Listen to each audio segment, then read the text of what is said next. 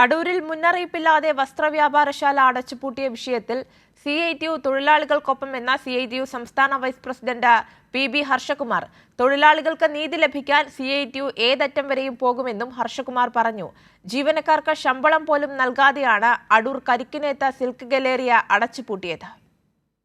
ഒരൊറ്റ ദിവസം കൊണ്ട് മുന്നറിയിപ്പില്ലാതെ തൊഴിൽ നഷ്ടപ്പെട്ടവരുടെ എണ്ണം 90-ലധികം വരും. പലരും 25 വർഷത്തിലധികം കരിക്കിനേത്തിനായി ജോലി ചെയ്തവർ. ഇവരോട് സ്ഥാപന ഉടമ കാട്ടിയത് കടുത്ത വഞ്ചനയെന്ന CITU സംസ്ഥാന വൈസ് പ്രസിഡന്റ് PB ഹർഷകുമാർ.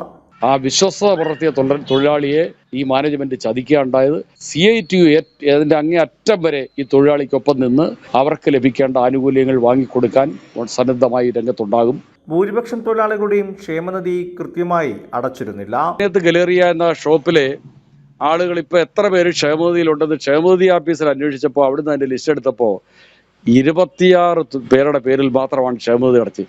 അതിൽ തന്നെ ഏതാണ്ട് പകുതിയിലേറെ മാനേജ്മെന്റ് സ്റ്റാഫിന്റെ ആണ് അടച്ചേക്കുന്നത്. ഈ യഥാർത്ഥ തൊഴിലാളികളുടെ 1% പോലും അവിടെ അടച്ചിട്ടില്ല.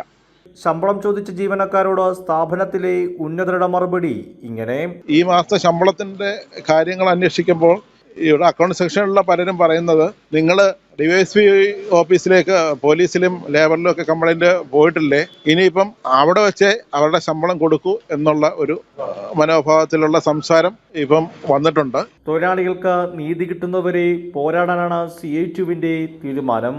കൈരളി ന്യൂസ്, പത്തനംതിട്ട.